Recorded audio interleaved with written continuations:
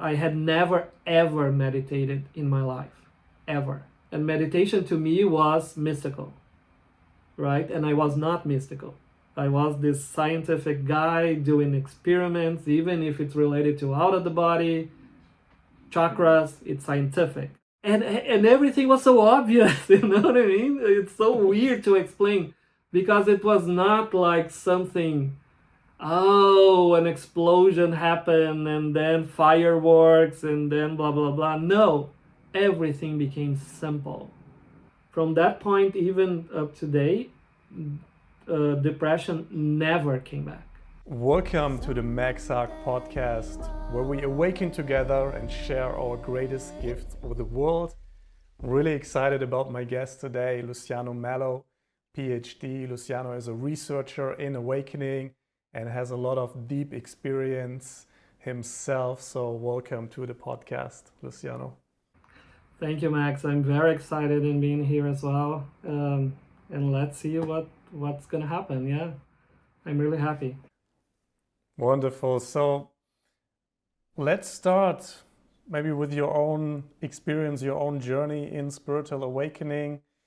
And maybe we can also add a little disclaimer in the beginning that we are using words, you're going to use words, but what we're talking about is an actual palpable experience. It's not a mental concept, not a philosophy. It is really how life feels to us, to you. But we kind of have to use these words in a way to point to an actual experience that's actually different than the word itself. Yeah, I think that's a good way of starting because maybe some people who haven't had this experience yet, they will think that this is like philosophical, right? And it can become philosophical afterwards, let's say. You can construct using concepts to create an entire model of the universe and life itself and how things work, right, in terms of reality itself. But we are really talking about direct experience. We are really talking about how things are perceived directly, right? How reality works for each one of us, let's say. So it's really not philosophical in any way. It's much more like how you perceive daily life, right? And then you can ask that for each one of us. It's going to be completely different, right? Depending on how things are developed in terms of even awakening. Mm-hmm. So how did your spiritual journey start as a seeker? Well, so that's a very long-winded question because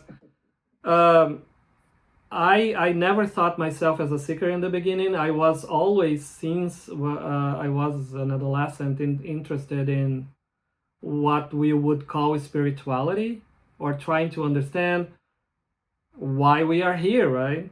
Do we have to do something? What is the role of evolution? That kind of thing. And I remember even when I was a kid, I would ask my mom, okay, that's all? What else, right? Because if life is this way, it's only this, there is something wrong. And I think that is one of the things that I think it's important in my case, is that I always felt that there was something missing. That there was a deep feeling of inadequacy, you know, not feeling that I really belong and not understanding why. And so there always like I don't know, something that is out of tune, you know what I mean? I think a lot of people have this feeling, right? Since the beginning, I was interested in spirituality as a whole, I suppose. And then when I was in my, 18 years old, more or less, I got in contact with ideas related much more to energy, out of the body experiences, and how this related to an idea of evolving as a personality, let's say, related also to past lives, this kind of thing. So I dealt with that for a long time, like almost 3 decades of my life. I studied, I practiced, I had a lot of out of the body experiences, worked with energies, really had an idea in my mind that it was very conceptual about how things worked, how evolution works. So my idea was really the person has multiple lives and it's evolving in a series of lives, right? And can get out of the body and access other dimensions and even having contact with spiritual entities, let's say, right? And even have periods of life between lives. So I was really interested deeply into all of that. But there was always something missing. I was always depressed or anxious, and I couldn't understand why, since I had all of that knowledge, since I had practiced a lot, right, worked my energies, working chakras and all of that kind of stuff, why that was the case. And we can go deeper if you want. Yeah, I want to ask, what were the practices and what were the out-of-body experiences that you had? Yeah, so what it's really relevant, I think, it's that in 2002, more or less, yeah, in November of 2002, I was really interested in concepts like universalism, or the idea that you're not only this human connected to a society that I would call like an intraphysical society, like a society that is, materialistic, but you also are connected to other societies, even after death, for example, or before being born again. In the sense of higher planes like soul, monadic, universal planes. Mm-hmm. And the idea that you are this cosmic being, right? That you are connected to everything. So that was something that I was really interested in, and I was really trying to read about and research even. But I was not really looking for anything specifically in terms of experience, let's say. And one very important experience that it happened related to that is that I went to bed like every single night, right? And I woke up in the morning and I looked at the clock, and it was like earlier that and then I thought, oh, I can sleep a little bit more. That's all that I thought. And then when I fell asleep again, immediately I was outside of the body, very lucid. I remembered and I thought, oh, and I always like to be completely lucid out of the body, because then you can do whatever you want, you can fly, you can go anywhere. So was it a lucid dream or an astral travel? An astral projection, like you are in your, let's say, astral body that I would call at the time psychosoma, but okay, the astral body, let's say. And I thought, oh, I'm out of my body, cool, right? But I was in a place like there was a lot of people and someone was kind of giving a lecture, let's say. And I remember then there was a person by my side and I commented on something. It doesn't matter what it is. But the answer that the person gave me kind of made a lot of connections in my mind, let's say. And suddenly, completely like against even my will, not against, but I don't know how it happened, I felt like going up like a rocket, basically. But I was not controlling the experience. It happened by itself. All those connections kind of connected to the cosmic web, let's say. And I continue going up until the point that the astral body, which it looked like this body, right, at that time, at that point, it started to fade, started to like a imagine like a something that it's solid that becomes like a vapor, like a steam, and start to dissolve. And from that there was only like a beam of light, like a focus of light, like a ball, an orb of light, but it looked uh, like a firework, like a silver firework. I knew at the time, because I had this concept, that there was the mental body. I knew that there was an emotional body, which was the astral body that people talk about, right? And I knew that there was like another body that was an objective body, that was the mental body, in which thoughts happen, right? That is not connected really to emotions. And it was interesting because at that point there was no emotions whatsoever. It was extremely peaceful, full of balance, equilibrium, all those kinds of things, of course, that was not part of my life at all. Right? I was at the time like off and on being melancholic and anxious all the time. I was really an overachiever, so I was always striving to do my best and be the best, you know what I mean, and even show off a little bit. So all that those things that didn't make any sense, but there was that balance, pure balance. And it was interesting because at the same time I was able to perceive things from that, but also like an external observer almost. So I could see that there was that orb of light, that it was quote unquote myself. And it happened really fast, to be honest. I'm talking a little bit slowly, but it happened super fast. Then from inside that orb, it felt like the entire universe was going out. I was giving birth to the entire universe, let's say. I didn't think about giving birth at all, but the entire, like, galaxies and planets and stars and the universe. And when that happened, it felt like there was an identification with the content, with the universe. And when that happened, everything went away. Like there was nothing. I was suddenly, at one point, I was everything. I was the universe itself. And when that identification happened, suddenly there was absolutely nothing. Nothing at all. There was no names, no places, no concepts, no thoughts, no emotions, nothing. Basically, I don't even know if that was, I was able to conceptualize that after, because at that point, there was no possibility, of course, of conceptualization. There was no subject and object, right? There was just nothingness.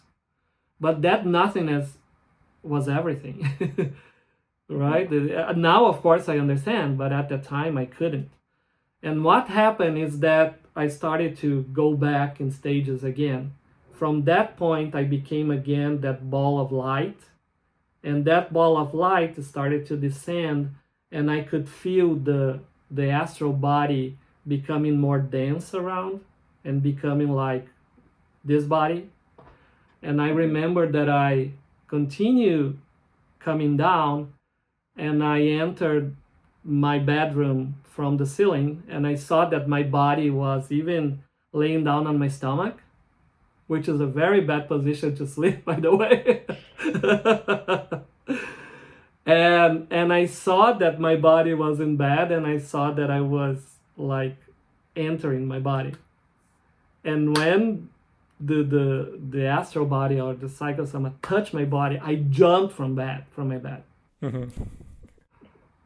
And everything was different. Everything was different. Like there was this golden light everywhere in the air. I looked at the window. There was a big tree on another building, and so you actually woke up when you came back. Yeah, when I touched my body, it's like I woke up and jumped from bed. Yeah. There was so much energy. I couldn't. And then your perception in the physical world was changed as you described. Completely changed. everything was, now I understand, of course, going through the process of awakening, that there is a relationship to that, but everything was kind of glowing in a way, but the air itself was gold. It felt like energy, golden energy everywhere. The trees specifically, that really caught my attention, because I look at the window and there was that tree glowing. And it's funny because it's not, it feels like a luminescence that comes from inside, right? And I was obviously absolutely static and happy, and everything was completely fine and all right and beautiful and joyful like never before. And I thought, what is this? And then I called my mother. I immediately called my mother. I told her everything that happened, and she was also studying all of those things that I was studying. And she told me, oh, this is a cosmic consciousness. And I thought, what? And then I started reading about cosmic consciousness.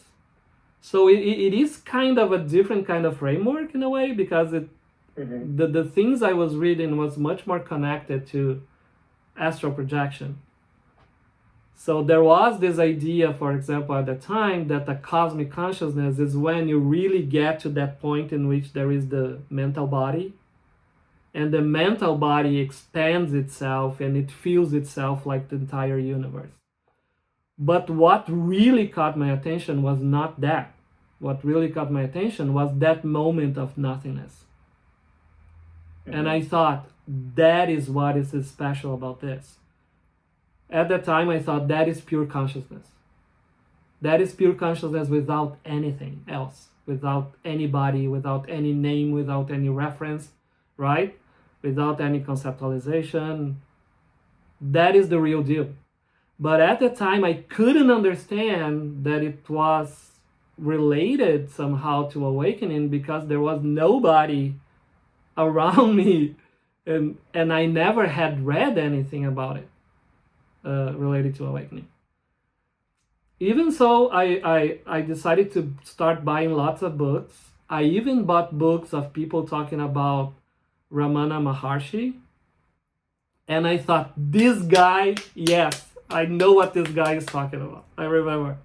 But my conceptualization, my framework at the time always was relating his experiences or what he was talking about with cosmic consciousness. You know what I mean? So I wish there was someone who told me, Luciano, this is maybe related to awakening. Maybe you should read about, I don't know, meditation, right? But imagine, I was like 32 years old. It was more than 20 years ago in Brazil. Nobody really told me anything about go meditate or go do something. So you had this peak experience. What did you stabilize any of that after that? Or did you came back to the normal Luciano at the time? Yeah, so that's what really happened, right? Because I didn't know how to deal with that. Even though you never forget, it's impossible. That thing continues to be, you know. I knew that it was important. But what started to happen is that little by little, I became the Luciano again. It took a while. I remember that in the beginning, for example, I couldn't watch TV because everything seems like an illusion to me. The world is an illusion. And watching a movie was watching an illusion inside another illusion. You know what I mean? So I thought, I'm not going to watch movies ever again because it's an illusion inside of another illusion. Yeah. It's like playing a computer game. Yeah, exactly. It's because a movie is like a creation, right? Inside of another creation. So it was really hard in the beginning to engage with the world again because everything seems so illusory, completely illusory. But at the same time, I felt that it was fading away. In the beginning, I couldn't even sleep because there was a lot of energy. I think peak experiences, they have this characteristic, right? They have this huge burst of energy that comes with them.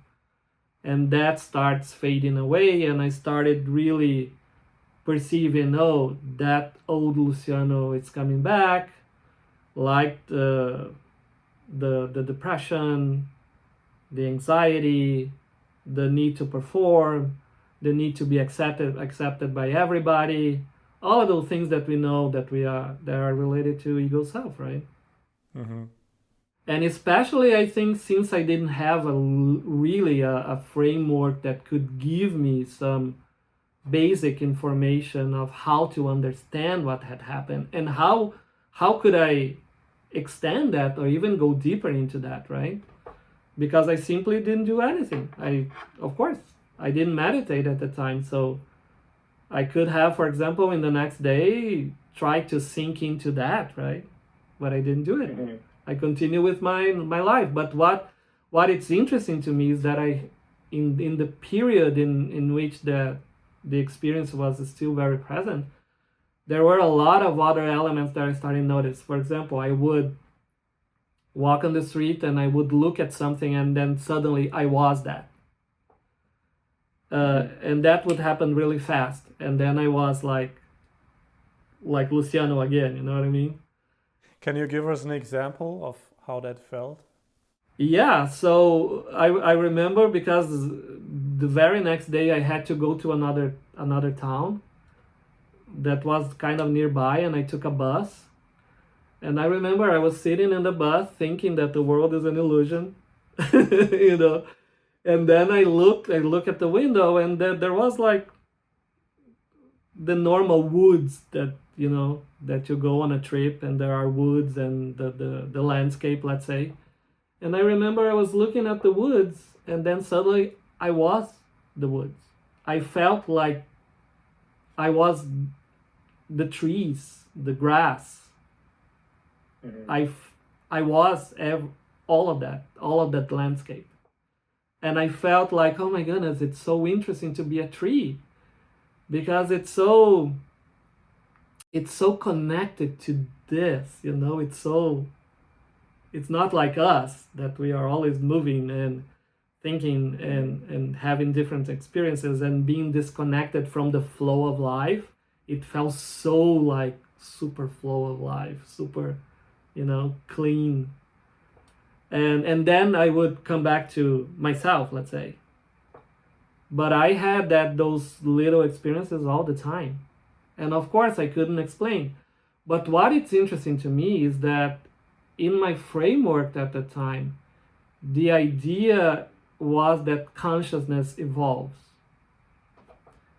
And to me, during that peak experience, there was that moment when there was nothingness, right? And to me it was very clear that two things were absent: time and space.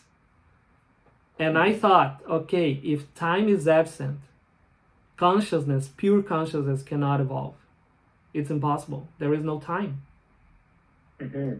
If you get away, right, the variable time, how things are gonna change. There's no possibility. And that was completely against my framework of, mm-hmm, like my own paradigm, let's say. Completely against. The other thing that I got to the conclusion right away, if there is no variable space, there is no possibility of having two consciousnesses, right? If you take away space, there is only one possibility, whether something is everywhere or nowhere. And there's no possibility of having two of them. There's only the possibility of having one, right? There's no space. You cannot say there is one here and they are localized in time-space. There's no time and space. And that was completely against my paradigm as well. Because at the time, we even called, I'm a consciousness, you are a consciousness, we are different consciousnesses, you know? And that was really disturbing, actually, in a way. Mm-hmm. So your actual experience somehow showed you that the theory you had somehow doesn't match up. Oh, completely. And I talked about that with everybody because I was part of a huge group that understands reality, let's say, or understands the evolution of consciousness, right? And when you say evolution of consciousness, it needs to have time because something needs to improve over time. And I remember I went to a presentation, I was presenting about this experience. And I said, yeah, and then I got to the conclusion that the consciousness doesn't evolve. And it was like, what? What you're saying, this is absurd. So I remember that I only later on, I met another guy in the same group that thought the same. And we were like the two crazy guys who think that consciousness doesn't evolve. So everybody had their mental concept, but you two had the actual experience. And Exactly. So we were like, oh my goodness, you think exactly the same. But even so, I didn't know how to explain all of that, and I thought I in order for me to research about this or to investigate this, I would need another peak experience. That's the only way that I thought it was possible. So I thought, my goodness, I will have to get out of my body, and then I will have to have a mental projection, go to the mental body, and then from the mental body, I need to get to that again. It was really tough, you know what I mean? And it was something outside of myself, completely outside. And at that time, we know that this kind of out-of-the-body experiences, they are called mental projections. They are kind of rare. People have these astral projections, right? That you are... Mm-hmm. Can you explain what's the difference, again, between a mental and an astral projection? Yeah, so what I think it's important is that regardless, we have this physical body, right? And then there is an astral body, which people have the astral projection. That astral body is really related to emotions. So if people really feel like deep emotions when they are outside of their bodies, right? And then, of course, they cannot feel physical pain because you're not in your physical body. So everything that is related to the physical body, it's not there. Even though you continue having your mind, you continue having thoughts, right? You continue having, like, quote unquote, making decisions. Oh, I want to do this, I want to do that. And I used to do all of this, like, oh, I'm gonna enter my body again, I'm gonna get out of the body again, I'm gonna put my hand in the wall to feel how it is, because you are in the astral body, right? So you can cross walls, you can do all kinds of stuff, physical walls, right? But there is another body that's what people don't talk a lot, because I think they don't have, it's rare, it's a little bit more rare, let's say, to have experiences related to that body, which is the mental body, which is the body really that provides you the capacity for thinking, abstraction, conceptualization. So that is a body. Just like the physical body and the astral body, there is a mental body. And if you go and have an experience in that body isolated from the astral body and the physical body, again, just like when you were in the astral body, that you cannot have experiences related to the physical body, right? Like pain, physical pain, of course, you cannot. You cannot have emotions, because emotions are related to the astral body. So it's pure thought, and it's everything automatic, because thought is really fast, right? So, and those informations come in a block, because it's even not related to little words that you need to say, you know, the thought is really complete in and of itself. And of course it brings, usually when you have experiences with that body isolated from emotions and everything, it's really peaceful, it's really balanced, because there are no emotions, right? There is only thought. And thought is not related to emotions necessarily, but we connect all of those things together, right? Thoughts and emotions are kind of together in a way. So that there is the difference.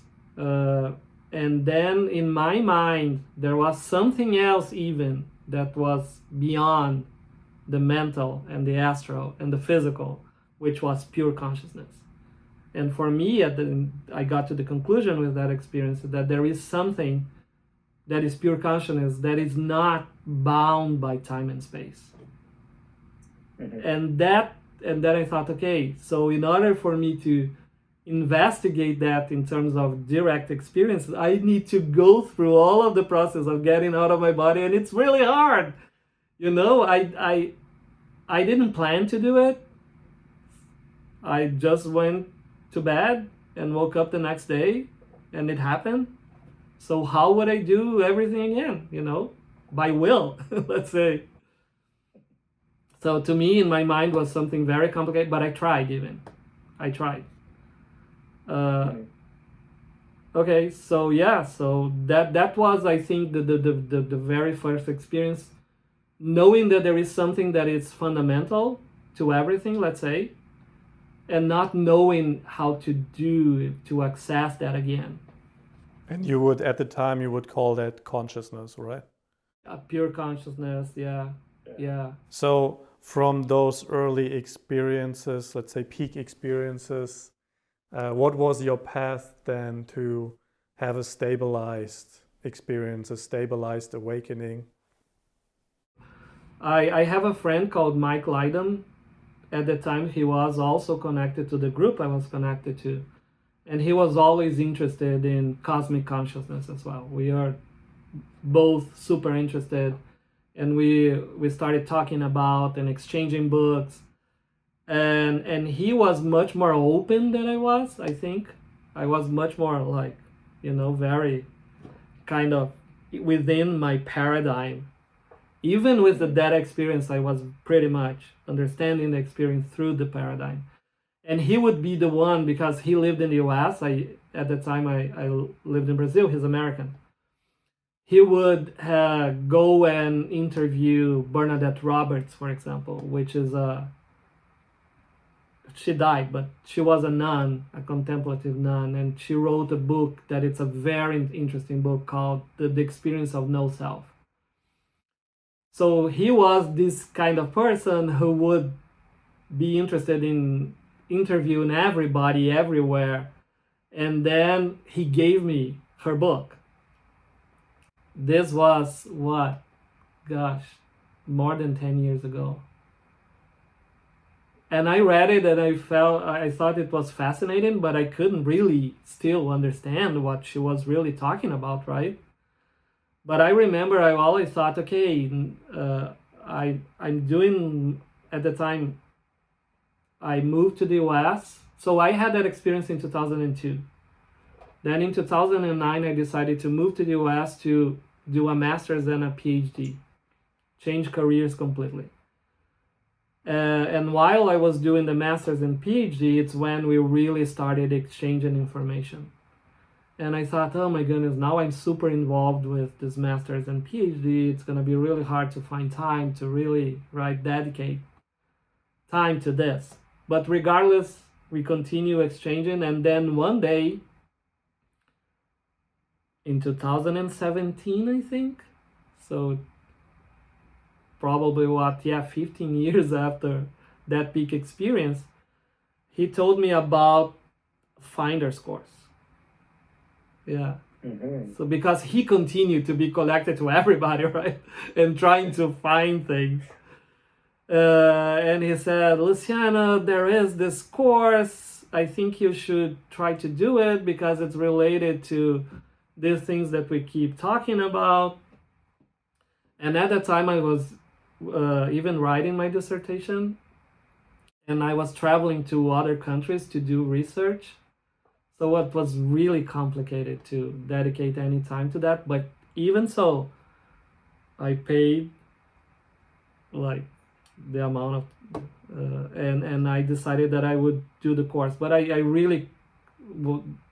was not in the right mindset, let's say, to do the course. So after like 3 weeks or 4 weeks, I dropped it because it was. And the Finders course, for everybody watching and listening this, in episode 2 of my podcast, I speak about the 45 days course, which helped me to awaken, which was basically the later course they developed, which was 45 days with a 1-hour meditation every day. But the original Finders course that Luciano did was like 3 hours a day of meditation for 3 months or something? It was a lot. It was like almost 4 months, I think, if I remember correctly. There was a lot of meditation. You had to dedicate a lot of time to do that, right? And it was impossible for me. I remember I was in Russia trying to, and then I remember it got to the time that you had to meet other people, like in smaller groups, to discuss. And I was in Russia, and never the time was right. You know what I mean? So I thought, okay, too much. And you have to understand, Max, even so I was doing that course, I had no idea it was related to awakening. I was doing something related to that experience that I had in 2002. You know what I mean? That's the only thing I knew. So you didn't read the landing page. I decided to do it because I trusted Mike. He's a very trustworthy person. And it was related to this, you know what I mean? And he said, okay, Luciano, you have to do it because this is more scientific. And I was like, even so, I was dealing with out-of-the-body experiences and energies.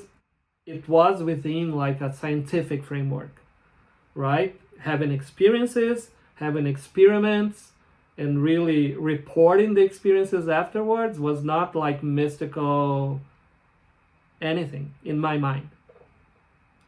It was very scientific. So when he told me about the Finders course, and he told me, oh, you can trust because Jeffery Martin, which was the one who developed the course, he's an academic, he did a research, that's the only thing he said.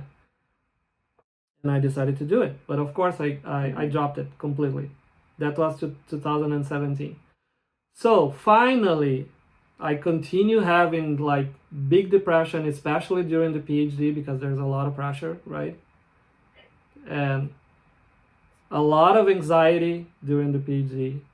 And then when I finally finished the PhD in 2020, during the pandemic actually, I thought, okay, now it's time to do something. Now I will dedicate everything I can to that. And then again, see how I was single-minded. I started buying books again about cosmic consciousness. And then I thought, my goodness, these books, they don't explain anything. And then I thought, oh, okay, I know what I'm gonna do. I'm gonna find that Jeffery Martin again. I'm gonna find the finders, find the finders. And I thought, yeah, I'm gonna see then I decided I'm gonna see who is that guy. I'm gonna try to understand what he's talking about. So I found Jeffery Martin. I started watching videos about him, his interviews. I bought the book Finders, because now that there was a book, right, to buy. And I started getting a glimpse of what he was talking about. And then I thought, okay, if this course is what I need to stabilize my life, right, to stop feeling depression, to really get into the fundamental well-being that he's talking about, that's what I'm gonna do. But that was my goal. My goal was never like, there was not really formed idea of awakening. It was, I don't want to live like this anymore. I don't want depression anymore. I don't want to be anxious all the time. I think also that's why Jeffery calls it fundamental well-being, right? Because that speaks to so many people like yourself, that people that have depression, they say, oh, there's something for fundamental well-being. that sounds great, but awakening is this vague term that people can't really feel. What is that? And it's funny because I didn't really connection awakening to that experience that I had 20 years ago, you know? That there was no connection to me per se. And I didn't know anything about no self, even though I had read a book by that nun, right, called The Experience of No Self. The connections were not there. I was interested in stop suffering. That was my goal. I thought, okay, I've been suffering for decades. I cannot live like this.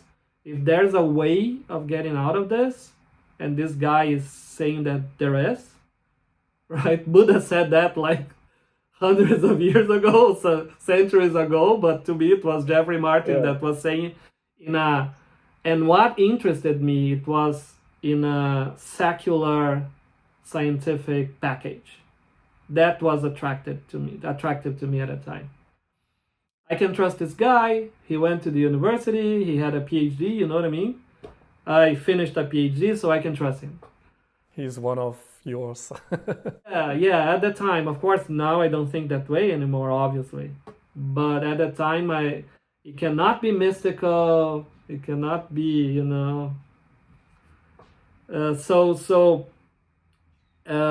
2020, I discovered that there was only the 45 days. The finders was no more, right? And I thought, okay, I'm gonna sign me in. And I remember it was like, by the end of the year of 2020. And then I started buying books about awakening. Because then I realized, because of the 45 days and because of the interviews and everything that he was talking about, that it was obviously related to awakening, right? What were some of the books that you bought? I bought all of them that you can imagine. Like Buddhism, Hinduism. Yeah, I bought Shinzen Young, I bought Adyashanti. I started watching videos on YouTube with this guys talking about awakening. But at the same time, it's funny, it was something really vague. Even though I had that experience, you know, it was really vague. Because my goal was really, I want to get rid of suffering. That's what I want. Mm-hmm. And if meditation helps, that's it. So I really started the 45 days in January of 2021 during the pandemic, which was great because I had all the time in the world, right? You cannot get out of your apartment, basically. So like perfect timing. And I remember immediately when I did the first practice, I already noticed that there was that field of what I would call consciousness at the time. Even there was that thing in the background that was always there, that was always stable, peaceful, and changing immediately. It was like right away. Mm-hmm. So it became was that basically the first time you had a daily meditation practice? Yeah, I had never ever meditated in my life, ever. And meditation to me was mystical, right? And I was not mystical. I was this scientific guy doing experiments, even if it's related to out of the body, chakras, it's scientific. I'm doing experiments, right? Yeah. So even though you could say, right, that even the Buddhists 2,000 years ago were quite scientific in the way they approached it. No, he said, okay, there is suffering. This is the way you resolve it, right? Do this, blah, blah, blah. It was, yeah. Yeah, and people tested it and talked about the results, right? So they exchanged the information. Exactly. I think what I disliked is later on, of course, there's a lot of things that are added to that, right? That are more religious, let's say. All the stories, the symbols. Stories and symbolism and rituals and religion and a religion is created around that, and that was not attractive to me. And then also it depends on the interpretation level of the stories. Is it the magic, mythic, or rational, and so on?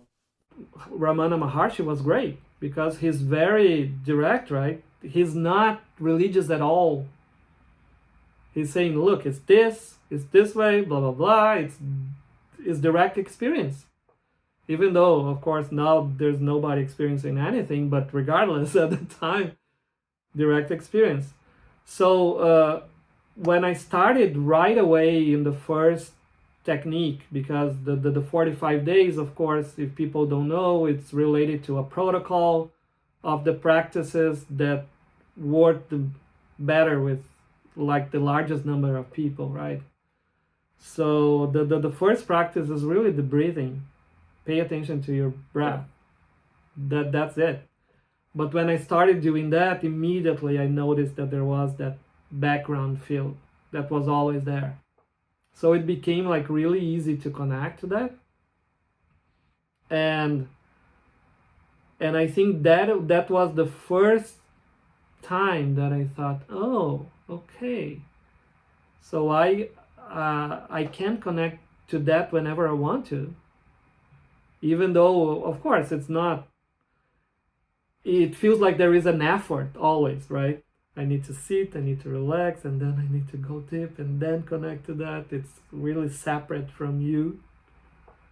But I thought it was like really easy to do it. It was really, and of course I don't know if it was because I worked with energies for decades in my life, so it was not something hard, then that's why I think we're going to talk about my progression, but it was really fast. So everything that you do before, of course, affects how things develop. But then that there is a practice that is called GAE, which is group awareness experience, right? That you connect to awareness and you basically express what you are experiencing. What is your direct experience of awareness? And I remember that practice was, wow, that is the practice. I think a lot of people feel that. Yeah. And for a lot of my friends too as well. Yeah, a lot of people. This is when you think, okay, now I'm getting this. Yeah. And then it started to become easier and easier to connect to that, and that became really stable in a way in the background. So I thought, okay, I'm in location 1, right, that Jeffrey Martin says. Location 1 would be meaning you transition to fundamental well-being or awakening. Yeah. So of course Jeffrey talks about the fundamental well-being continuum, right? He's not really necessarily talking about awakening per se in the beginning. It's more, okay, there is this fundamental thing that brings you well-being, or it's always related to well-being because it doesn't change, of course, right? It's not connected to change and thoughts and emotions and all this kind of thing, and it's always there. So I thought, yeah, it's always there, but it's in the background still. It's not something that it's in the foreground. It's not in your face yet, right? But I was already feeling that I was not happier, but I was more stable, feeling less depression, right? Feeling less anxious as well. Even though there were moments of anxiety or depression, that was more in the background or going to the background as well. So I thought, yeah, this is really working. So I will continue, obviously. Then it got to the point in which there is the headless way technique. I don't think we need to explain it here necessarily. No, I can link it up for people that are interested. You find it on YouTube. Can totally do it for free on YouTube. Exactly. It's very practical and very simple.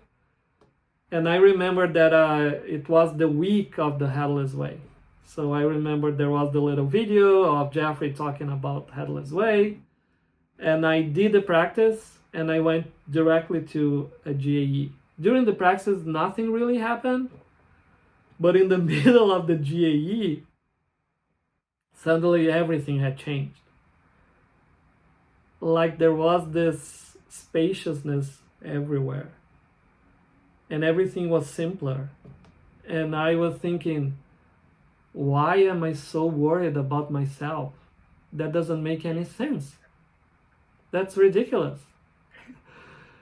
And everything was so obvious, you know what I mean? It's so weird to explain because it was not like something, oh, an explosion happened and then fireworks and then blah, blah, blah. No, everything became simple. And it was not about myself anymore. And I thought, why I keep thinking about me like 24/7? And the GE ended, and I got up, and I felt like I was big. And I went to the living room, and the light was different again. I thought probably have some connection to light, because the chandelier was so beautiful. It was not even on, but it was so beautiful. And I remember I was eating food and noticing the food for the first time. And eating the food and thinking, my goodness, this food is so delicious. And it was like a really normal food. Mm-hmm. And then I hit my foot, you know, on something. And I laughed and laughed and laughed because it felt like someone was having pain, but it was not myself. Mm-hmm. And I thought, okay, this is awakening. I'm awakened. I cannot believe it. And I even wrote like on a piece of paper, awakening day. And I thought, wow, this is it. Right? And then the next day, that was like weaker. And I thought, no, I cannot believe it. I cannot believe this is going to go away. This cannot go away. And then the next day was even weaker. And then the other day was completely gone. And I was back to location 1. To me, it was like, you know, I entered heaven and then someone kicked me out. That was the feeling. Mm-hmm. That was really the feeling. I thought, my goodness, I cannot believe it. That was heavenly. And in comparison with this, even though, of course, I could connect it again to that field, right, whenever I wanted to, but was not here all the time, was not in the foreground. It was not stable in the foreground. Not at all. But when you would sit back in a meditation, you could reconnect? I could reconnect, but it doesn't feel the same way, of course. It is again, Luciano, reconnecting to something that it's outside of yourself, right? Okay, it's easy, but and then the 45 days ended actually. But okay, I thought, okay, I'm in location 1, fine. And then Jeffery decided to give a course called the TLC, where he would supposedly tell all the secrets and everything. And I remember there was a Q&A, and I told him, no, Jeffery, so my case is the following. I think I was in location 2 for 3 days. And I don't know why I'm not anymore. And he said, well, so maybe you should try some of the practices that are not included in the 45 days, but maybe could help you now, right? That you already accessed like location 2. And that time there was I had no idea about layers or anything. It was only like locations. Mm-hmm. And he said, maybe you should try ascension meditation and noting. Noting is really noting every single sensation that you cannot possibly be like completely hyper aware of all of the sensations that you're having, right? The air touching your face, the pressure of your leg on the chair, and I thought, fine, I'm gonna do it. And And one thing that I continued doing, which I think it was pretty good, was I continued doing GAEs because I found a group that was meeting daily. It was every morning. And I decided, okay, that is the practice that really helped me. I will continue doing. So I started doing essential meditation and a little bit of noting, but going to the GAEs every single morning. And then it's when I noticed that every time I would go to the GAEs in the morning, even though sometimes there were emotions or, oscillations and all that stuff, I would sit in the chair immediately. I would go to this no space. That is something really no conceptual. That is not even related to location 2 or spaciousness or fullness. It's something really that is in kind of indescribable in a way. I would sit, and then suddenly there was that. No space, no time, no really deep sense of agency or self. It was only that. It was kind of boring in a way because everybody was saying, oh, there is love and there is peace and there is blah, blah, blah. And I would say, yeah, there is really nothing. There is just this, like no time, no space, no emotions. And every time I would go to the GAE, it would happen more and more and more and more. Until the day, again, during the GAE, I felt, my goodness, I feel like an alien. I don't know if I have emotions anymore. And then I transitioned to what's called at the time, it is called even today, location 4. Mm-hmm. So can you describe a bit how location 4 feels to you or felt to you? It's important because nowadays I have my own model, right? That I built based on especially my progression, but also based on the progression of other people, and it matches a lot of the progressions of other people as well. So in the beginning, for example, before location 4, there's a lot of self and ego, right? People don't notice, for example, how much even location 2 and 3, there's a lot of the influence of the ego self structure. So really location 4 is the first time that it feels like the past and the future is kind of gone. Because even in location 2 and 3, even in 3, there is a lot of past and future. You can still engage with those concepts, right? But location 4, it feels like there is only now. And it feels that it's even hard to keep thinking about the past or being worried about the future. And at the same time, all that awareness that it's either in the foreground or in the background, you cannot find it anywhere else because it's always here. It's always this. It's everywhere, right? So the sense of spatiality changes. The sense of it's in the foreground or the background changes completely. And it feels really normal in a way. It doesn't feel like special or there is this spaciousness. But of course, the first element that really caught my attention, it's how I couldn't feel emotions anymore. At all. At all. In the beginning, in the very beginning, I felt like an alien. I felt like I don't know how to deal with this.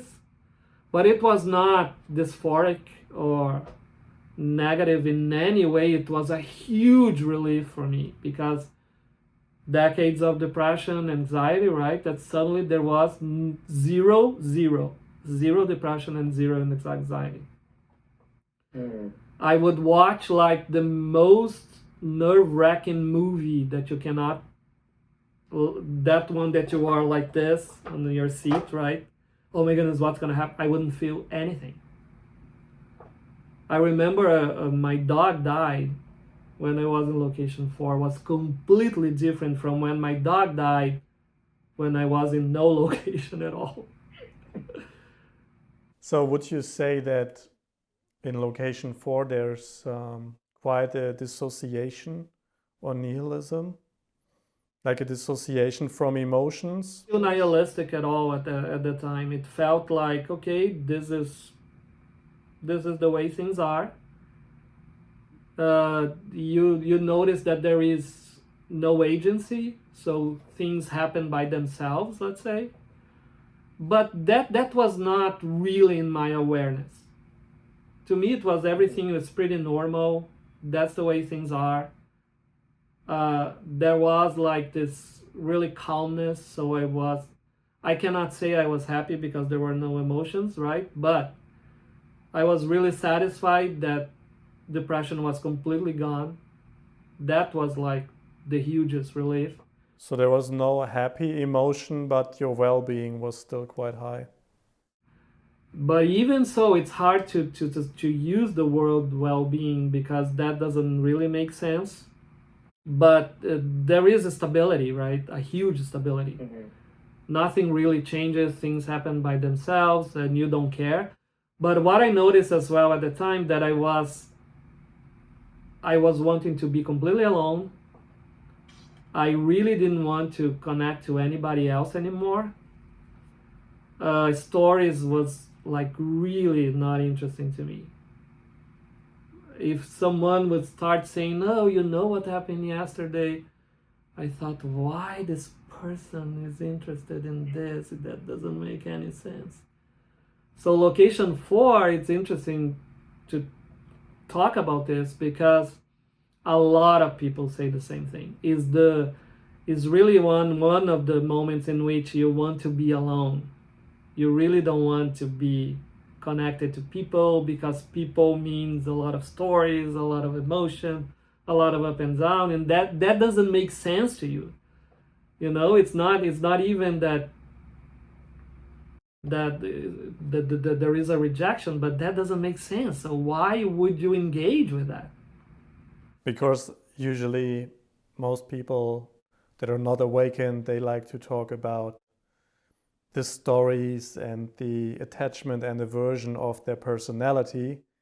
But when you are identified beyond the personality because you transcended that, it's still there, of course. You can still somehow conceptualize it, but it becomes less interesting, right?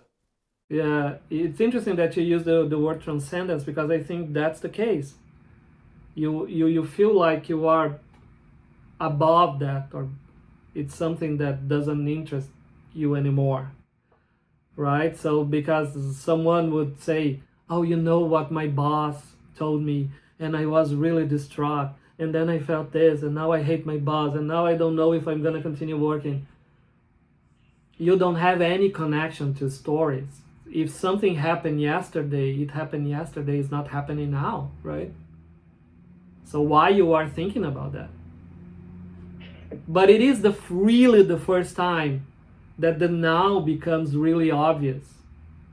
It really feels, oh my goodness, there is only now, there is only this moment, right? Everything else, like past and future, it's your mind. It's not real. It's your mind that can go to the past and remember something or plan something to the future, right? But it is not happening. And this is probably something that could sound to a lot of people like a concept they have read about, right? But again, this is now the limitation of language, because this is really your palpable experience in that location 4. And at the same time, things that happen in the past, they don't come up really a lot. That's another thing. It's not only that you are trying to not think about the past. The past doesn't come up. Imagine myself, I was an overthinker. I would think about something until exhaustion. I would think about something that happened to me yesterday until exhaustion. I would plan like a meeting that I would have with someone, and the next day I would think about all the scenarios and everything I would say in every single scenario, right? So imagine the relief that it's not having that anymore, or not be worried about that anymore. You have the possibility of thinking about the past or plan the future, but you are not worried, you are not attached to those things anymore. Right? So of course you can plan a meeting. If you have a presentation to do in your company, let's say, or a class, like I'm a professor, right? You have to. You can still use the mind if you want. Yeah. Of course. The skills continue to be there. The mind is still available, but you are not constantly worried about what other people will think about you. Yeah. Or it's not like the waves that come up and kind of make your focus go away and drift into the past or the future. Of course, Max. Let's not completely be absolutists here, right? It's not an absolute. Of course, things that happened yesterday would come up, but they don't last, you know. Or I would be worried about something in the future, but that doesn't last because there's no energy. Like the location 4, that's why in my continuum that I think you can see at the bottom of the screen, yeah. Right? I put location 4 within actuality because it's really the first time in which the actual moment is the thing that matters, or the thing that is really available all the time. Right? During like your whole process of awakening, did you never had like old things coming up in the sense of deconditioning? Of course. There's still things coming up and decondition. Yes, and we can talk about this because even I think there is a misconception that if you are in a super late stage, let's say, nothing will come up, right? And you live in this beautiful paradise. It's going to be nirvana, it's going to be heaven, whatever you want to call it. And it's really not that way. There are moments in which lots of deconditioning happening, and even especially at the end, what it feels to be the end of the process, it's a moment in which a lot of stuff come to the surface because there is no identities anymore trying to hold that back. You know, there is nothing covering. Yeah, so location 4, at least to me, is the first location that is in actuality.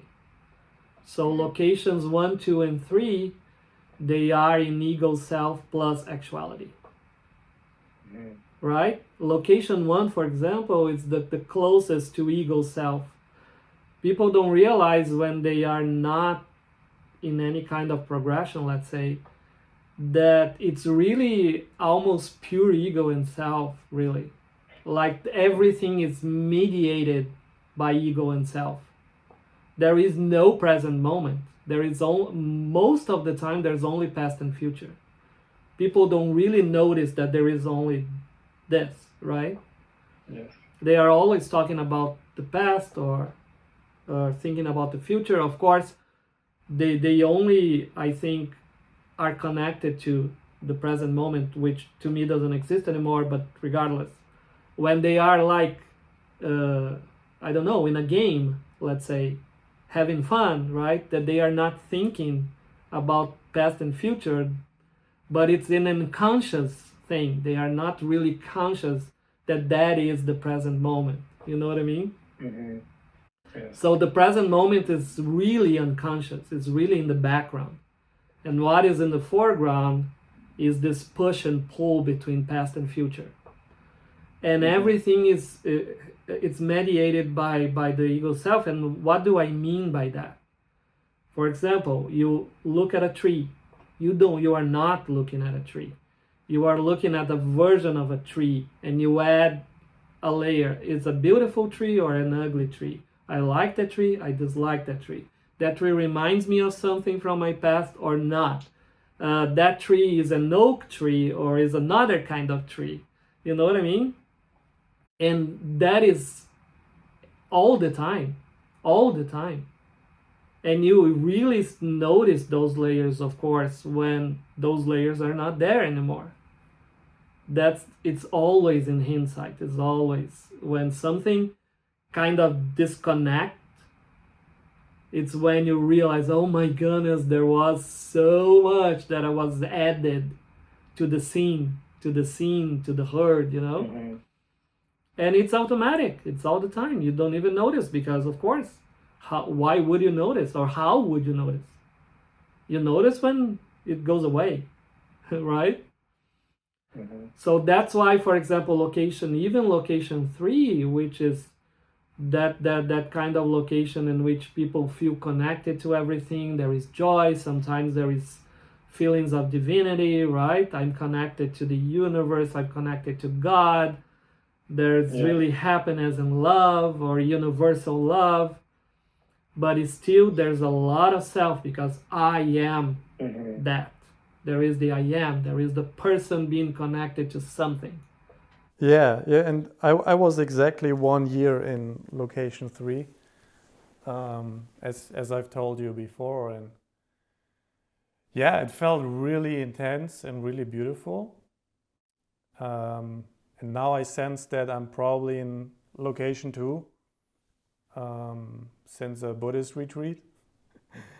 And now I can see, like, from location 2, oh yeah, in location 3 there was still more identification with a Max, perceiving this divine love everywhere and this divine love flowing through Max. Whereas now there's just this field in which everything appears, including Max, including the love. But the identification is more of the whole field, and there's really no inside, no outside, no witness that is witnessing something anymore. So I'm not. But then even from later locations, there's probably still a witness. If there is no inside and outside, I don't think that's location 2. What do you think it is? I don't know. We would have to have a long conversation about this. Okay, maybe let's add this in the end then. Yeah, exactly. Okay, but please continue, like, your journey from location 4 onwards. How did you? I had like brief experiences in location 2 and 3, but I really landed in location 4 during that GAE, and that lasted like for 4 months. So it was a time that I didn't want to talk to anybody, as I was saying, right? There was only the present moment. I was not interested in stories at all. There were no emotions, and when I say no emotions, it's no emotions, 0. It doesn't mean that it's that way for everybody. Some people feel proto-emotions, that there is like, it feels like the emotion will arise, but it doesn't. So it depends on each person. For me, it was like nothing. And I was really happy about it without feeling happy. And at that time, I really decided to even discontinue taking medications for depression, because the depression was gone, completely gone. How did that go when you went off medications? It didn't change anything. Wow. By the way, from that point even up to date, depression never came back, ever. It's something. Would you say that this would be potentially a cure for depression for people? I don't want to sell this as a cure-all, you know. I think people are really different, and especially I've been talking to a lot of people lately, trying to understand their progressions and everything, right? So I don't want to say, yeah, of course, depression will go away. It went away for me. Mm-hmm. And it really never came back, ever. That is something that, yeah. But what I did as well is that since it feels in location 4, at least, like in actuality, that everything is always here, I thought, why would I do any meditation. Why do I do any practice? I don't need to do anything. I think that was kind of a mistake. I should have done something. I would go to the GAEs and I would say, what, right? Everything is always here, and there was no emotion, so it became really boring really fast. But so it was like 4 months really that there were zero emotions, actual moment. I really didn't want to connect to anybody, and it was good that it was during the pandemic because I didn't have to. Right? So it was perfect. Perfect. Until the time that I started feeling emotions again. And I thought, oh no, I cannot believe it. I started feeling anxiety. It was first really subtle, but you kind of feel that there is something different, right? Because that is not your daily life anymore. And I started thinking about my career again, what I should do. I'm gonna be poor if I don't really do something. And I thought, I haven't thought about this like for 4 months. Or let's rephrase that. I could think about that, but I was not worried about that. Now I was starting to get worried again. Mm-hmm. And I thought, oh my goodness, I don't know what's going on. And then emotions started to come back and come back and come back and come back. And I really felt at the time that I was back to location 1, to be honest. Really back to location 1. Everything was like thinking a lot about the past and worried about the future and being anxious again. And then like the pandemic was over, so I went to Brazil to visit my family, and you know how families are pretty good to really right touch the buttons. That's the real test of how awakened you are. It really tested all my limits, and I was back to being like rejecting stuff and not wanting something. And then I thought, okay, I lost everything. That was really my thought. I lost awakening, let's say. I would have to start everything again. And then the transition to actuality or location 4 was in May, more or less. By the end of September, I started feeling these emotions, and then in December was like all over the place. And then I thought, okay, I will have to go back to the GAEs. Right? I will have to go back and really meditate again and do practices again. And that's what I did. Because I really thought I lost everything, I have to restart from zero. And that is another misconception. You never, ever restart from zero. It's just that suddenly all the let's say the lead that was covering that everything that was inside, right, is not there anymore. So of course a lot of stuff will come to the surface to be processed. Mm-hmm. That would be what we just talked about, like part of the deconditioning. Like huge deconditioning happening.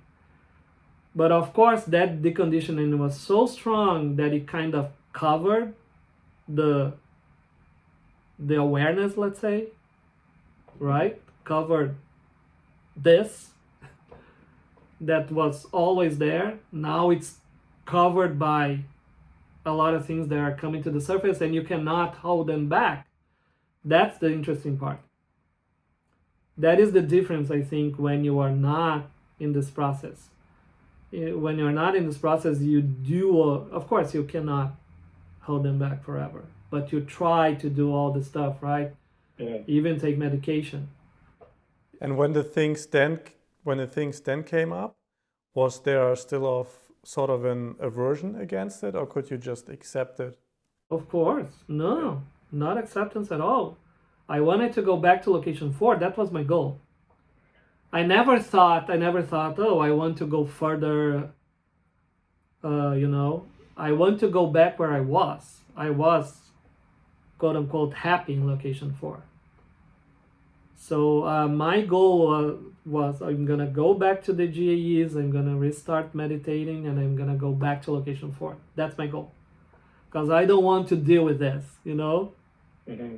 So it's funny that it is like trying to fix the problem by not dealing with the problem, right? I want to go back to location 4 because then I don't feel emotions and then I'm free of all of the trash, right? And I don't want to deal with people, and I don't want to deal with stories, and I don't want to deal with the world. And of course, that is not what is meant to be ever. Mm-hmm. That is really is a distortion of what this process is about, right? Mm-hmm. It's not about transcending and never dealing with your stuff or people or life or anything else. So I was back and thinking, okay, I will have to start from zero. Really, that's what I thought. Because now emotions were completely out of control. I would like wake up in the morning and then suddenly like this horrible anxiety would take over. It didn't even need any kind of trigger anymore. And then I remember that I found Angelo DiLullo, which I think is absolutely great, by the way. People really should watch his stuff and especially buy his book. And I bought his book because I thought, okay, I need to wake up again, right? So I bought his book that to me is the best book about how to wake up, really, about awakening. We will link this in the description. Yes. And that book was like really amazing. I read the book like really fast, even though it's like super thick. Because to me it was like he's saying the truth, you know? That's what I felt. But at the same time, every time I would read the book, a fear started to arise. Before I never ever had fear. I transitioned to location 4. There was never a thought in terms of fear. Never. A feeling, never, ever.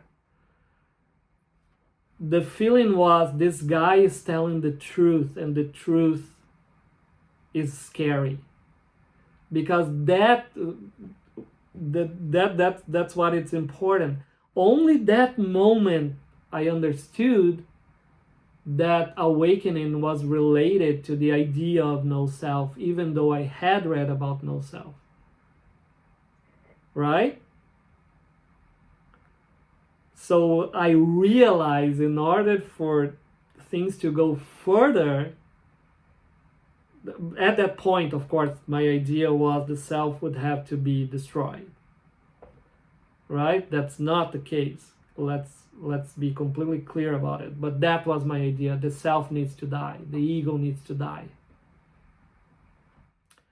And that was absolutely scary to me. And there was that existential fear of annihilation that started to, because of Angelo, to the point that I would, like, you know, when you go to YouTube and has your recommendations, if I would see a recommendation with the image of Angelo, I would feel fear. Immediately. He was like the doomsday prophet, you know? Of course, it was not what he was saying, but that's the way I was interpreting things. And then I remember I was in one of the GAEs and I said, guys, I'm reading this amazing book by Angelo.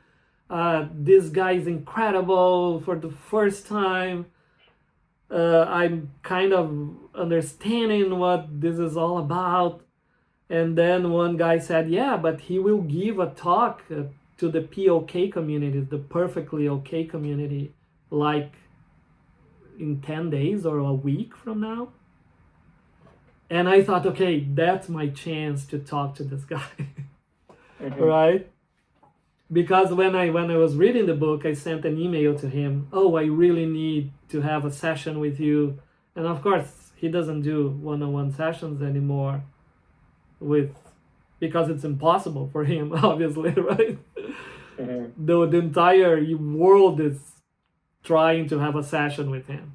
Anyway, so he said, yeah, I don't do sessions anymore, and blah, blah, blah, but I can indicate someone. And I thought, no, Angelo, I want you, only you, because you know the truth.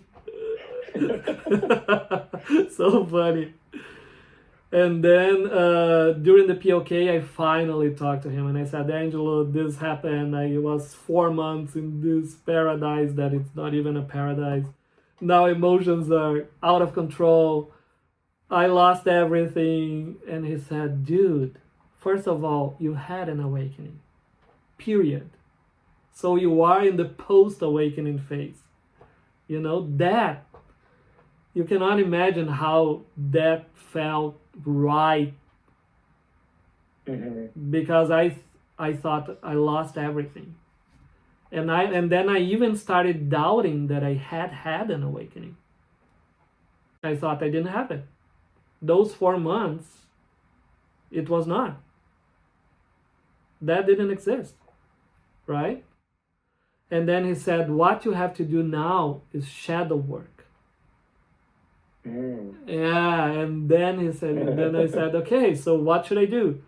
Well, you should let all of this come and embrace them. And I thought, oh, I'm not gonna say out loud what I thought, but it was the F word, right? I cannot believe it. I want this to go away. Mm-hmm.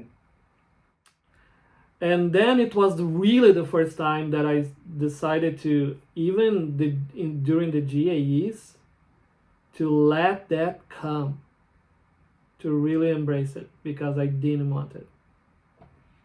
So for example, while everybody was saying, oh, I feel love and spaciousness and fullness, and I would say, there is only anger. I want the world to burn, because that was what it was there. It was not beautiful awareness or peace or whatever. It was fear, it was anger, it was anxiety, it was everything together. And then it was something really started to happening. I would allow that to exist, and every single emotion became a gateway to something really deep and beautiful. And I didn't know that was to be the case, because in the beginning I thought, okay, I'm gonna do what he's told me to do only because I want to get rid of it, right? So it was not like embracing and beautiful. Okay, I will embrace it, but only because I don't want you here. And so I would say there is fear, and I would let that fear be. And then suddenly there was just this beautiful thing. You know, because fear, anger, any emotion is not different than anything else. It's not different than the most beautiful piece. They are the same thing. There is no separation, right? And then I thought, oh, okay, when everything changes, a paradigm changes for you, and then you say, okay, it's okay for you to be here. Because of course, in the beginning, it's also because it becomes a gateway to something beautiful. But then you realize, okay, it's fine, be here as long as you want to, even though it's really unpleasant, right? Of course it's unpleasant to feel fear. Of course it's unpleasant to feel anger, anxiety, any other, what we call quote-unquote negative emotions. But when you really allow and you really go deeper into it and you surrender to that, it's completely different. It changes everything. But at the same time, I started going for walks because it was like the end of February. It was getting warmer here in the US. And I remember one day I decided to go for a walk because it was really warm in February. And I walked and I had the most beautiful experience ever. It was everything perfect, pure. There was no desire for anything. Everything was calm and tranquil. And I thought, wow. And then the next day, well, I was back to the emotions. It was not like, oh, I transitioned to this forever. No. And then I decided, okay, so this walking thing, maybe, I need to walk, I need to exercise.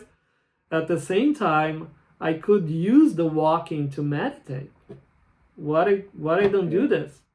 So I would go to the GAEs, and I decided to include this piece of walking because I needed to walk for exercising, right? I was completely sedentary. And at the same time, I noticed that I could go for a walk, I could connect to awareness again, or let whatever was coming to be, right? And I would try, and I decided at that point that my problem was my mind. We always have a problem with something, right? At the time, my problem was my mind. I was a scholar, right, an academic. I was really a thinker. Inquiry didn't work for me because I was always thinking and knowing the answer and answering with the mind. So I decided, okay, I'm gonna go to the walk and I'm gonna let things be and I'm gonna try not to label anything. So if I see a tree, I'm not gonna say with my mind it's a tree. If I see a car, I'm not gonna say it's a car. It's just what's going on. You know what I mean? So I would try to connect and try to let things be, basically. The most open possible to whatever. And that also started to really lead to something. So one day I would have these beautiful experiences of love. The other day I would have whatever experiences with light that changed. So I started saying, okay, so the GAEs plus this walking, it's really working, right? And that's a thing that it's important for everyone. You have to find what works for you. There is nothing that is universal, right? Mm-hmm. Not everybody would think that GAEs is the thing, even though a lot of people do. Not everybody will say, oh, walking, it's really the thing. No. Right? Sometimes it's sound meditation. Sometimes it's whatever. You got to find your meditation match that works for you. Exactly. But one thing that I think it also helped, that I was not aware at the time, that sometimes when you do like a sitting meditation, right? You close your eyes, you are in a very closed environment. So when you open your eyes and start doing things, it's like that experience goes away, right? That experience happens when I'm in, like, in that womb, closing my eyes, sitting. I was doing walking meditation, so I without even knowing, I was having the connection with awareness, let's say, while walking, while looking at things, while listening to things, you know what I mean? While being worried that I would have to cross a street. So that was really helpful because that became like, no matter what I'm doing, that can be here all the time, right? Not only when I sit, not only when I close my eyes, because of course you're not going to walk with your eyes closed. Even though I did in certain streets, like that there was nobody, I would close my eyes just to see how it was. And then I started really feeling that things were shifting, but the level of fear is starting to go up. Yeah. And became like existential terror in a way. And then, so the fear started to go up. Even though I was doing the GAEs and let the fear be, the fear was always there. Like, but at the same time, I was starting to having like these peak experiences every single week. Every single week. And they would last sometimes the entire day. So it was a really oscillation, right? I would go up and down, up and down, up and down, up and down. And of course, at that time I thought, oh, this will never become stable, blah, blah, blah. Right? But of course, now in hindsight, was perfect. Everything was in the right place. But okay, so at the time, there was a woman called Leslie Schuyler who also gave a talk for the Perfectly Okay community. And she offered like some groups to have sessions with her.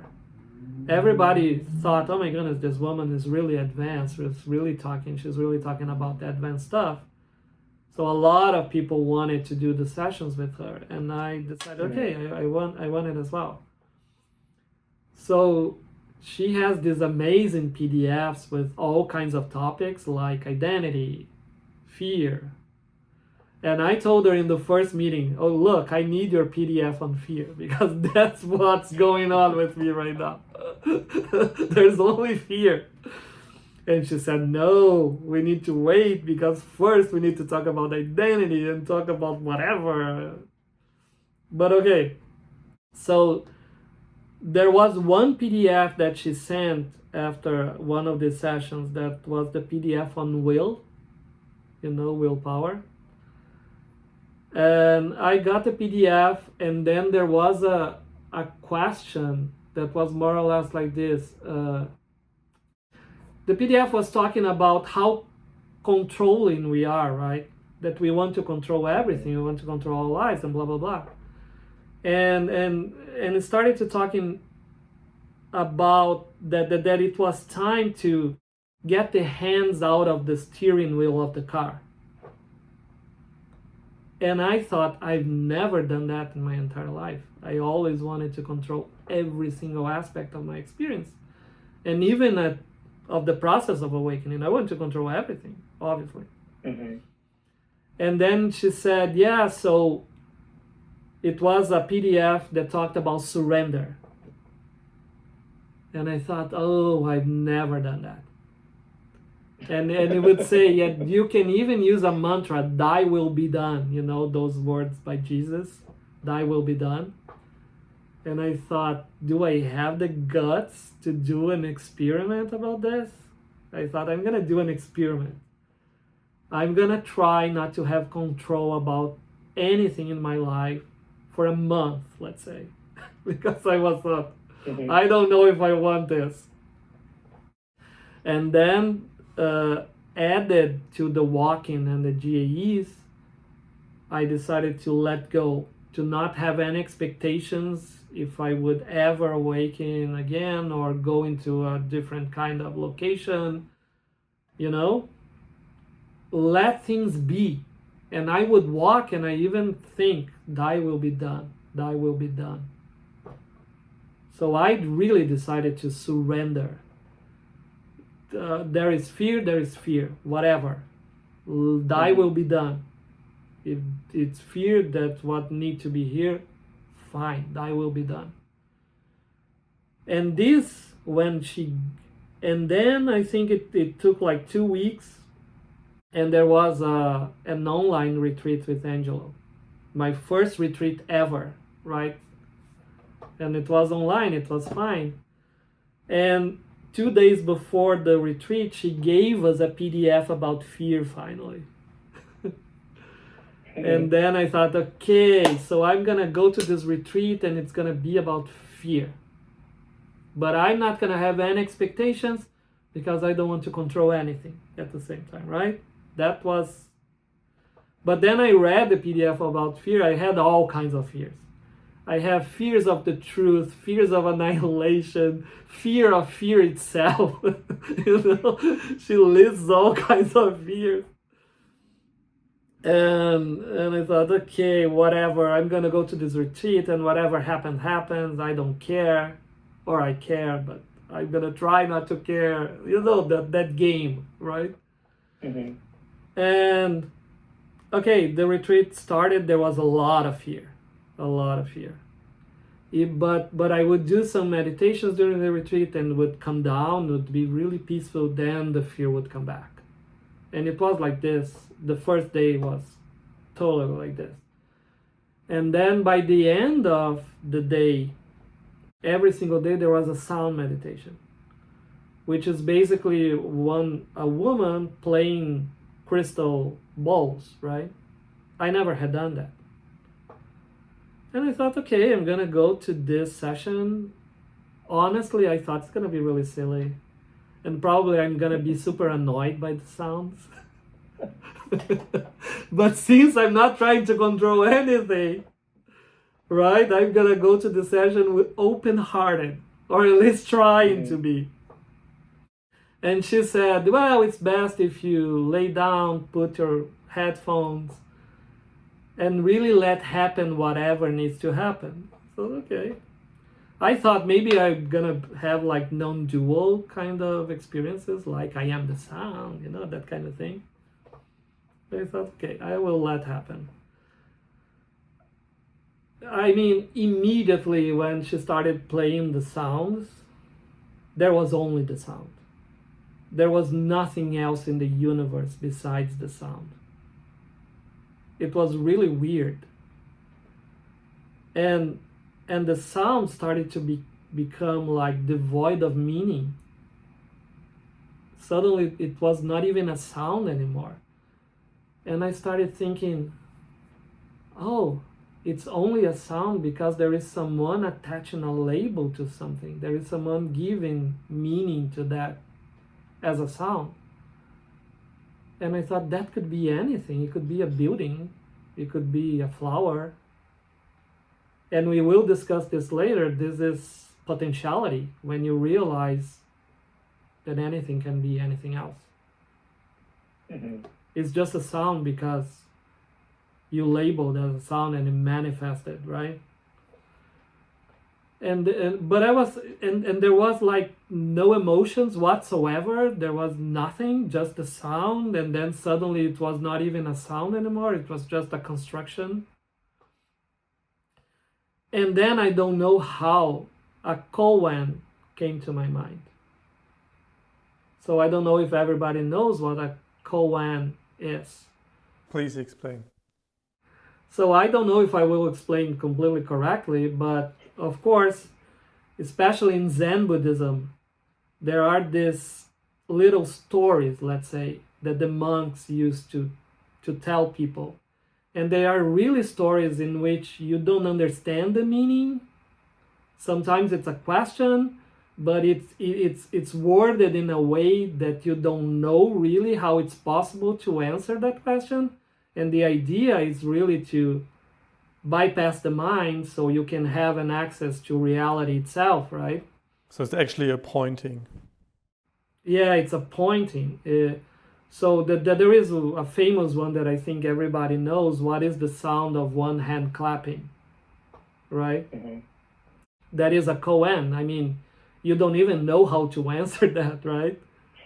But the idea is that will lead you to reality itself. So reality will reveal itself instead of your brain trying to find an answer.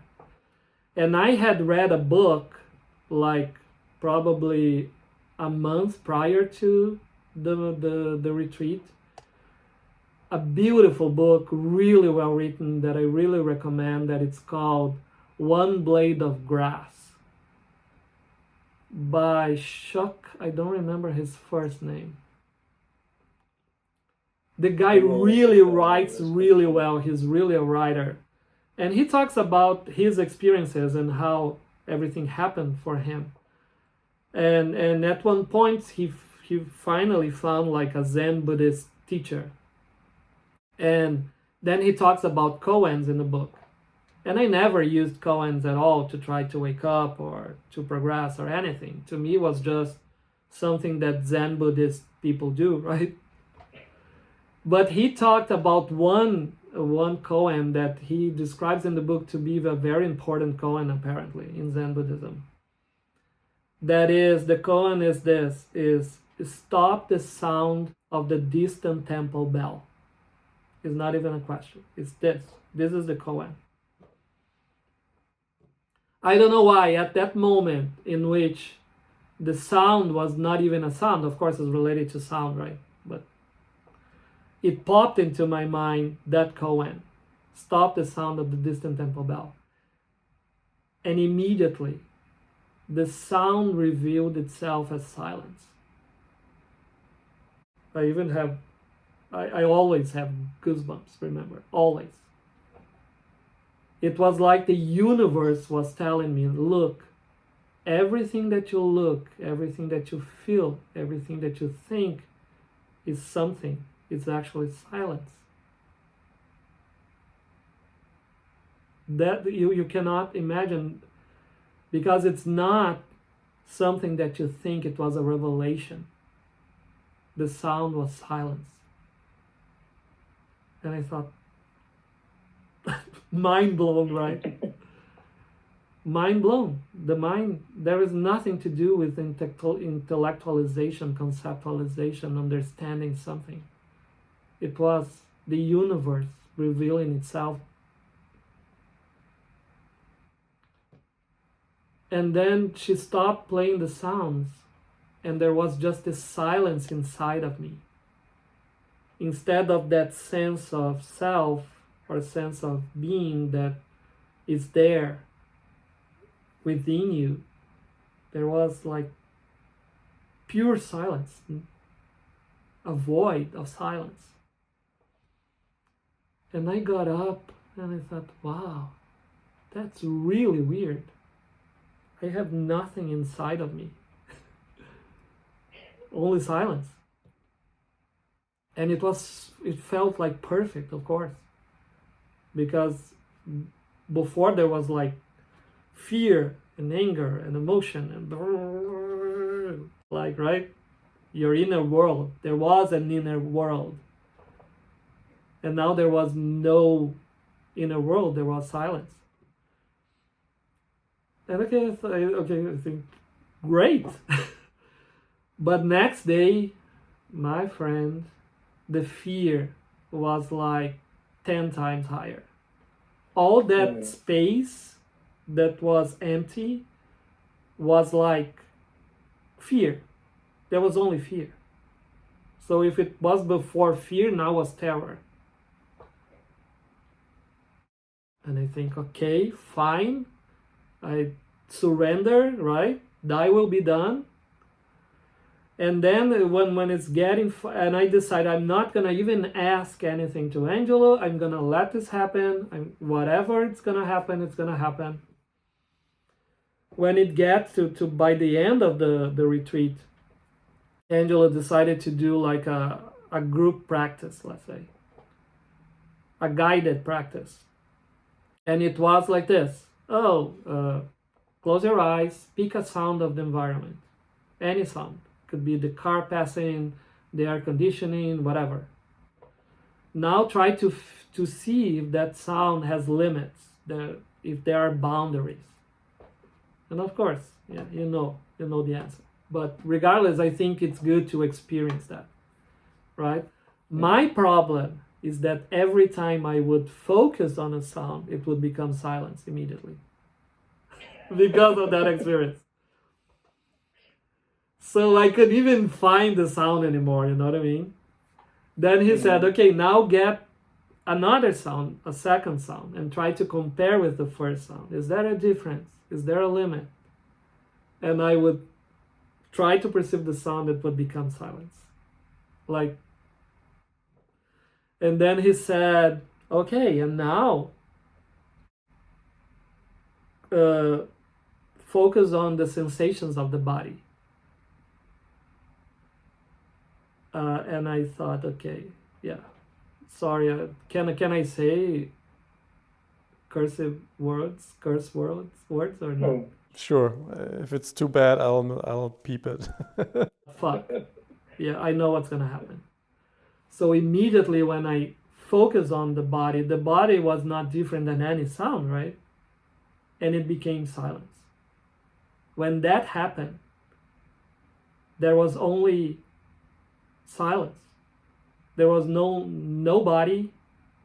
There was nothing. There was no Luciano. There was nothing. And instead of bringing peace, it brought like terror, like I never existed. So he ended that session and said, okay, now we have 2 hours for lunch, right? And I was in complete panic. I was panicking. I don't exist.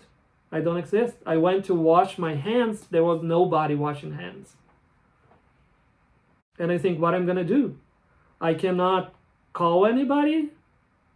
If I send an email to Leslie, which was the professor, the teacher that gave me the PDFs, she will answer tomorrow. I cannot contact Angelo because I don't even know how to contact him, right? I don't have anybody, okay? So if it is surrender that it's needed, I will surrender to this. And I thought, okay, I'm dying. I will die. And I cannot even tell my partner that this is going on because he will freak out. And he will want me to take it, I don't know, to the urgent care. But I was in complete panic. So I decided, okay, I will lay down and death happens. That if that is what needed to happen. And I lay down, and for like maybe, I don't know how long, 45 minutes, it felt like I was falling into an abyss and there was nothing to hold on to anymore. Every single belief that I have about anything, every single principle even, they were falling apart. They was being engulfed by this nothingness, by this void. And there was nobody to do anything about it because there was no one. And I cried and I grieved even because I thought, okay, I know that the self is problematic, but I was living with this friend for a long time and now I don't know what's gonna happen after this, right? So I was sad at the same time, but there was nothing to be done, to be honest. The feeling was, this is a force of the universe and there is no one to do anything about it, really. But after 50 minutes or so, things really start to come down, really to become like super calm and silent. And that completely stopped. There was nothing like, oh, feelings of wonder, of joy and love and universal. No. It was just calm, really calm, like never before in my entire life. I got up and there was this empty hole. I would even feel like the air passing through the body. It was really weird. Yeah. And I thought, okay, since I've been in this apartment for 5 days because of the retreat, I'm gonna go for a walk. Then when I went for a walk, my goodness. To learn more about the later stages of awakening with Luciano Melo, just click here on this video on YouTube. It will be out in a week from now, but if you're watching this in the future, it's already right here. And if you're listening to this on Spotify, just check out the next week's episode of the Max Hack podcast. It's going to be super interesting. In part 2, we dive deeper into the late stages and how Luciano's experience unfolds further. Sending you much love. Until next time.